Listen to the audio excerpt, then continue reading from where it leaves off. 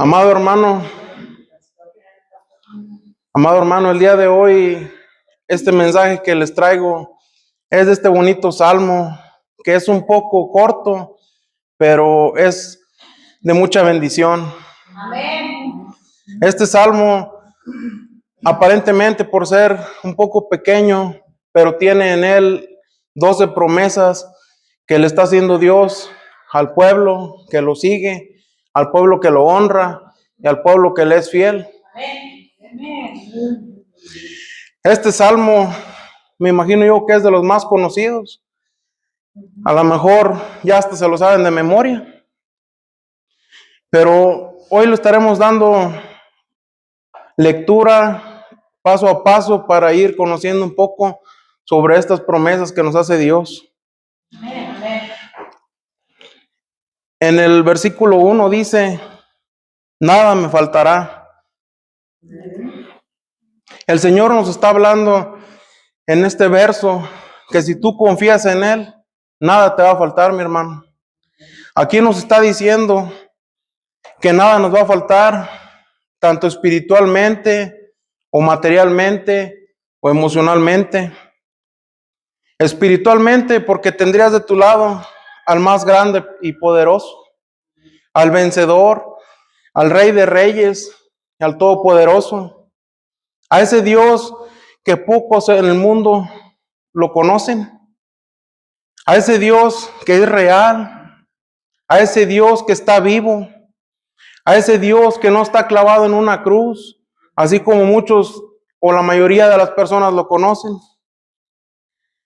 a ese Dios que tú y yo conocemos, al Dios que te escucha, al Dios al cual tú puedes acudir en tus momentos de tristeza, en tus momentos de angustia o hasta en tu felicidad. Alaba lo que vive, mi hermano. ¿Quién de ustedes cree que ese Dios es el Todopoderoso y que está aquí? Dice su palabra que todo lo que respira alabe al Señor. Nada nos faltará, ni espiritualmente, ni materialmente. Porque si tú estás con Dios y buscas primero el reino de Dios, todo lo demás vendrá por añadidura. Si tú estás a cuentas con Dios y lo buscas siempre y lo honras en verdad, ten por seguro que nada te va a faltar. Y al decir que nada te va a faltar, ahí va incluida también tu salud. Recuerda que la mayoría de las veces en los evangelios, las enfermedades eran simbología del pecado. Si tú estás enfermo, analízate, ponte a cuentas con Dios, póstrate ante Él y pídele la solución a Él. Porque si tú estás en pecado, el pecado es el que hace que aparte a las personas de Dios. En el Antiguo Testamento, Moisés y Josué, siempre cuando iban a ir a tener un encuentro con Dios, el pueblo con Dios, les decía: santifíquense. Así ahora mismo tú, hermano, santifícate cuando vayas ante la presencia de Dios. Si tú estás con Dios, nada te va a faltar. Recuerda que hoy es el día que tú te pongas a cuentas con Dios, porque el mañana no existe. No sabemos si vamos a estar el día de mañana o si vamos a estar más de rato. El momento es ahora, cuando Dios puede entrar a tu vida. La segunda promesa es que me hará descansar. Si tú confías en Dios, la promesa es de que Él nos va a hacer descansar. Nos dará ese descanso espiritual, no solo corporal, sino que toda tu vida, todo tu cuerpo, tu alma y tu espíritu tendrán de ese descanso que Él nos está prometiendo. En Juan 14:27 nos está diciendo que Él nos da esa paz que el mundo no nos puede dar. Él nos está diciendo que si confiamos en Él, nos hará descansar nuestra alma. Si ponemos todas nuestras cargas en Él y si confiamos en Él, Él tomará el control de todos tus problemas, de todas tus situaciones, y Él peleará tu batalla. No sé si a ti te haya tocado hacerlo, pero a mí sí, de poner todas mis cargas en Dios, de dejarlo a Él, que Él obre, y uno se despreocupa, porque tú estás confiando en el Todopoderoso, estás confiando en que Él va a tomar el control de tus problemas, Él va a tomar el control de todo, y ten por seguro que todo te va a salir bien. Es solo de que tengamos fe, hermano. Nosotros podemos tener en nuestra casa el mejor sillón del mundo o la mejor cama del mundo, pero lo único que va a pasar ahí es de que nada más vamos a descansar nuestro cuerpo. Pero ¿dónde queda tu espíritu? ¿Dónde queda tu alma? Quedaría toda perturbada si no tuvieras a Cristo en tu corazón, si no estuvieras confiando en Cristo. Jesús nos dice que Él nos da el mejor descanso, mi hermano. Jesús nos da esa paz que no podemos conseguir en este mundo, que no podemos conseguir en ningún lugar. Jesús hará descansar nuestros espíritus, nos hará descansar nuestra alma, nos hará descansar nuestros cuerpos y nos hará descansar todo nuestro ser. A las ovejas las hacía descansar en delicados pastos, pero a nosotros Él nos está prometiendo aquí que nos va a dar ese descanso. Y lo mejor de todo es que el descanso lo vamos a tener, pero en sus delicados brazos. Amén. La tercera promesa es, me pastoreará. Dios promete pastorearnos junto a aguas de reposo. ¿Se han preguntado ustedes por qué dice que junto a aguas de reposo? El salmista David conocía muy bien a las ovejas y él sabía que ellas tenían miedo a las aguas caudalosas. Por esta razón, los pastores llevaban a sus ovejas a aguas de reposo. El Señor quiere que nos mantengamos quietos y reposados para poder escuchar de su voz. Ahora te pregunto, mi hermano, ¿tú estás escuchando la voz de Dios? Recuerda que tenemos un Dios vivo. Tenemos un Dios que habla.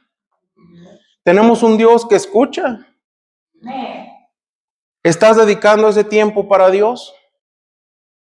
¿Estás dedicando ese tiempo junto a las aguas de reposo? Ese tiempo en el cual tú puedes escuchar la voz de Dios.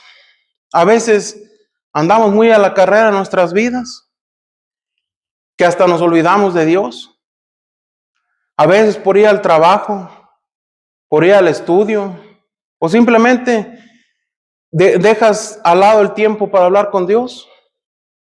Te invito a que permanezcamos quietos junto a esas aguas de reposo y hablemos con Dios y escuchemos su voz de Dios. A lo que me estoy refiriendo en esto es a la oración. La oración es lo segundo más importante en nuestra vida cristiana, porque lo primero es Dios y lo segundo es la oración. ¿Saben por qué? Porque a través de la oración se recibe el Espíritu Santo. Si tú no tienes oración, no vas a tener el Espíritu Santo. Mantente junto a las aguas de reposo. ¿Por qué les digo que las aguas de reposo? Porque Jesucristo es el agua de reposo.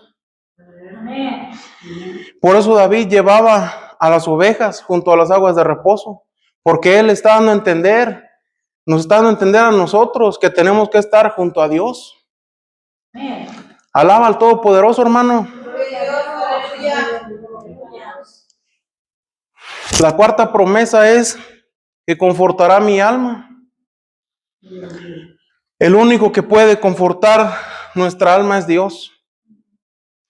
En momentos de angustia, en momentos de tristeza, solo Dios nos puede confortar. Cuando tú estés pasando por un momento de angustia, clama a Dios. Solo Él es el único que puede ayudarte, nadie más. Hace unos años falleció mi papá. Yo pasé por el momento más triste de mi vida. ¿Y por qué les digo que lo más triste? Aparte de que era mi papá, uno como cristiano, es algo verdaderamente triste ver que una persona se muera sin aceptar a Cristo en su corazón. Es algo de lo más triste que nos puede pasar como cristianos. Y no solo que se te muera un familiar sin Cristo, sino que tú te puedas morir sin Cristo. Para mí fue algo que marcó mi vida. Fue algo lo más triste que pude haber pasado hasta el momento. Yo estuve muchos meses en depresión. En ese momento yo ya estaba en la iglesia. Yo ya había escuchado hablar de Dios, pero yo no conocía a Dios.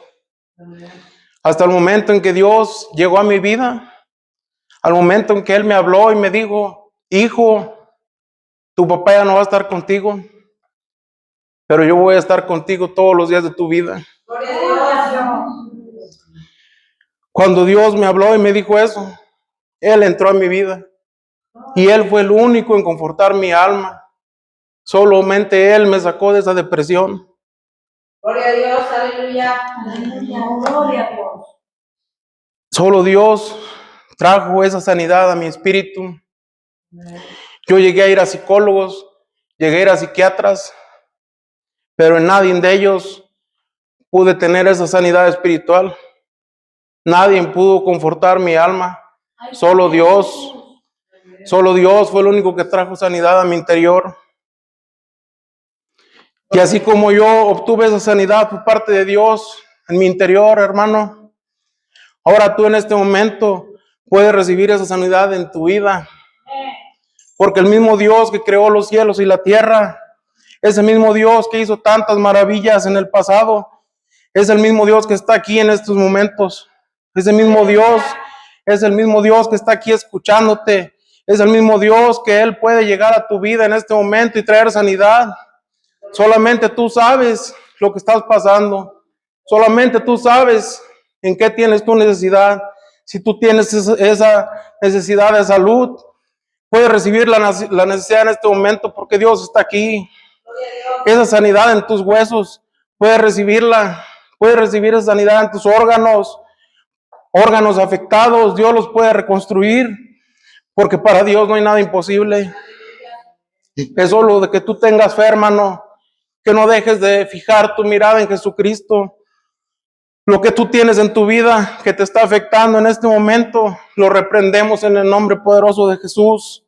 Reprendemos todo espíritu de maldad que esté acechando tu vida, todo espíritu que esté perturbando tu vida, todo el devorador de tus finanzas, lo reprendemos en el nombre poderoso de Jesús.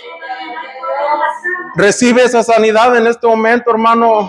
Recibe esa sanidad que es para ti. Recíbela en el nombre poderoso de Jesús. Toda la honra y la gloria sea para nuestro Creador. Alábalo, mi hermano, que Él está aquí. Quinta promesa, hermano. Me guiará por sendas de justicia. Así como los pastores guiaban a sus ovejas por caminos seguros para que las ovejas no se lastimaran, así el Señor promete que si tú confías en Él, Él nos guiará por esos lugares seguros. Él nos dejó su bendita palabra expresada en la Biblia. Él la dejó para que nosotros creamos en Él, que lo conozcamos cada vez más y que nos dejemos guiar por Él.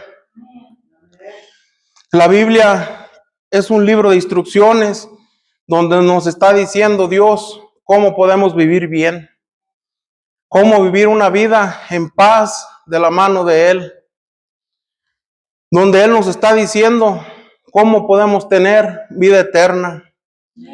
Y es solo entregarnos a Jesús, depositar en Él nuestras cargas y toda nuestra confianza. Dios nos prometió también que nos iba a apartar lugares en el cielo para poder estar con Él si lo obedecemos. ¿Qué le dijo Dios a Josué? En Josué 1:8. Medita en este libro de instrucciones, obedece y así prosperará tu camino y todo te saldrá bien. Si nos dejamos guiar por Dios, Él nos llevará por caminos seguros, hermanos. Déjate guiar por el buen pastor, por nuestro Señor Jesucristo. Gloria a Dios.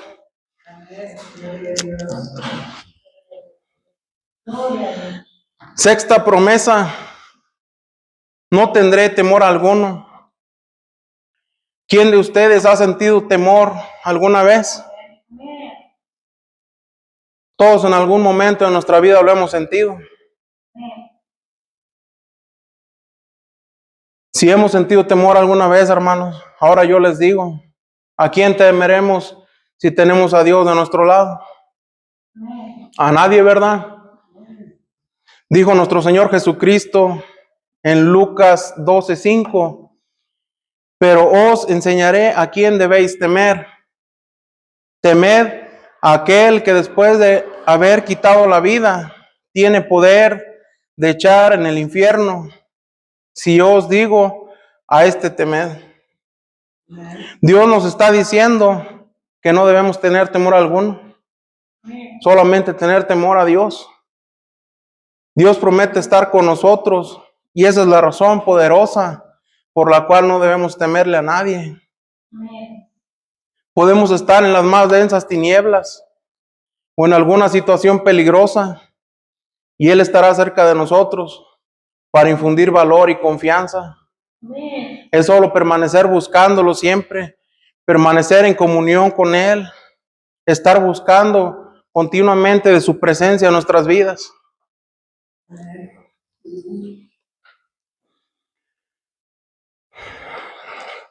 Le daremos un repaso para que no se nos olvide las primeras 6 promesas. Dice primero que no nos faltará nada. En segundo, Él nos hará descansar. En tercero, nos pastoreará. En cuarto, confortará tu alma. En quinto, deja que te guíe por lugares seguros. Y en sexto, no temas de nadie, hermano. ¿Sí me van entendiendo, hermanos? Gloria a Dios. Ya para terminar, vamos a darle rapidito estas 6 últimas promesas que tiene este salmo. La séptima promesa es: su vara y su callado me infundirán aliento. ¿Por qué el salmista David dice aquí que la vara y el callado nos infundirán aliento? La vara y el callado eran un mismo instrumento. Era una vara con forma de gancho en el otro extremo. Ese mismo instrumento servía para 2 cosas. El pastor la usaba como vara cuando tenía que guiar a las ovejas y meterlas en el camino correcto. Y usaba la parte del gancho cuando la oveja había caído en algún hoyo y con esa parte la jalaba y la ponía a salvo. De esa misma forma, nuestro pastor usa la vara, que sería una palabra de reprensión para que volvamos al camino correcto. Y la parte del gancho sería también la misma palabra, pero para sacarnos o levantarnos, y de esta forma nos infunde aliento para seguir adelante. No sé si ustedes hayan leído primera y segunda de Samuel, donde habla sobre el rey David.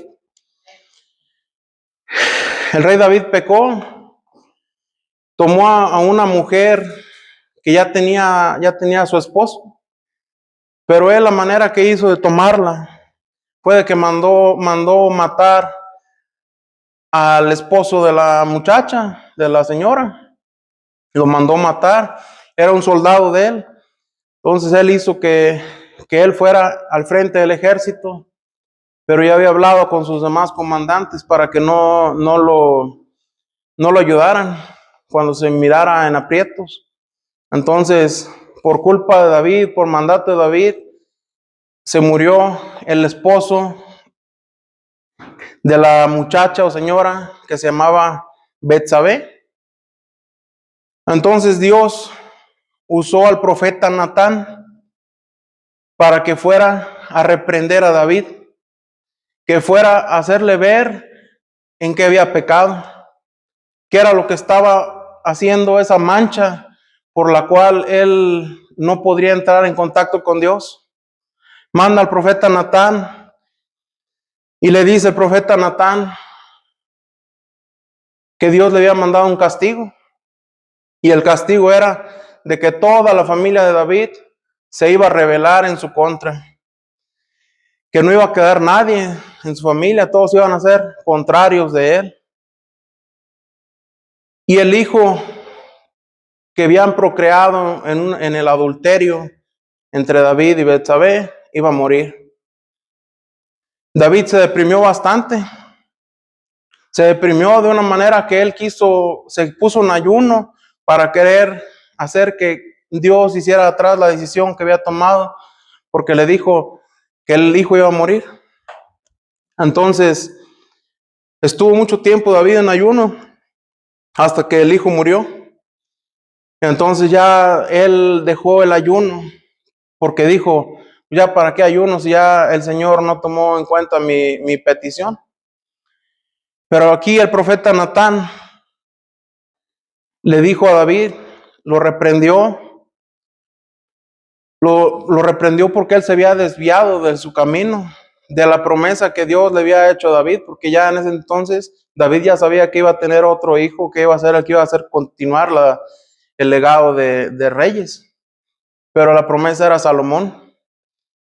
Entonces, aquí Dios mandó a su profeta para que enderezara el camino de David. Y aquí Dios le dijo a David, te va a pasar todo eso, pero tu vida no la tocaré, no te vas a morir. Entonces ya David fue de manera que él volvió otra vez a estar en el camino, porque ya Dios había mandado a quien lo enderezara. Y es lo mismo que estamos viendo en este momento. Así ahora, el pastor es el encargado de reprenderte y de enderezar tu camino, hermano. Si tú te estás desviando, el pastor tiene esa obligación. Tiene la obligación de enderezarte, de reprenderte. Y asimismo, cuando tú caes, también tienes obligación. Tienes la obligación de levantarte, de darte aliento. La octava promesa es preparar mesa delante de mis angustiadores. El Señor nos está prometiendo en este versículo que Él nos preparará un banquete, una mesa de alimento espiritual. Y este alimento es su palabra. En el primer versículo del Evangelio de Juan dice, en el principio era el verbo, y el verbo era con Dios, y el verbo era Dios. Ojo aquí, hermano, el verbo era Dios, el verbo, la palabra, era Jesucristo. Antes de la fundación del mundo, Jesucristo ya existía. Jesucristo era la palabra que estaba con Dios. Y esa misma palabra era Dios. Dice en San Juan 5:39 que escudriñemos las escrituras y así conoceremos más de nuestro Creador. Y dice Pablo que la fe viene por el oír la palabra de Dios en Romanos 10:17. Ese es el alimento que debemos consumir, y la palabra sería la que nos haría triunfar frente a nuestros enemigos. Jesucristo nos ha dado la victoria, hermanos. En Romanos 8:37 dice que somos más que vencedores por medio de aquel que nos amó. Porque si Él está con nosotros, hermanos, ¿quién podrá contra nosotros? Él también está preparando esa mesa en los cielos. Esa mesa para cuando tú y yo seamos invitados a las bodas del Cordero. Y aunque el enemigo se oponga, el Señor siempre proveerá ese alimento. La novena promesa es: ungirá mi cabeza con aceite. Era costumbre ungir aceite a las personas que eran elegidas para servir al Señor. Así ahora, en este versículo, nos promete el Señor ungir nuestras vidas, pero ahora es con el Espíritu Santo. Y que seamos renovados y revestidos y así seguir nuestro camino hacia la patria celestial. La 10ª promesa es: llenará mi copa hasta rebosar. Dios promete llenar nuestra copa, la cual es nuestra vida, nuestro ser. Él desea llenarnos siempre de su presencia y de gozo, de tal manera que se refleje y que ese gozo que nosotros tengamos llegue a la vida de otras personas. La 11ª promesa: el bien y la misericordia me seguirán toda la vida. Aquí el salmista David hace suya la promesa de que si deja que Dios sea su pastor, la misericordia y el bien no se apartarán nunca de su vida, mientras tenga vida en esta tierra. Y la 12ª promesa: en la casa de Jehová moraré por largos días. Este salmo termina con esta última promesa, de llevarnos a su casa para que vivamos con Él allá. Jesús dijo en San Juan 14:3: y si me fuera y os preparare el lugar, vendré otra vez y os tomaré a mí mismo, para que donde estoy yo, vosotros también estéis. Y en Apocalipsis 21:3 nos dice el apóstol Juan: y oí una gran voz del cielo que decía: he aquí el tabernáculo de Dios con los hombres, y Él morará con ellos, y ellos serán su pueblo, y Dios mismo estará con ellos como su Dios.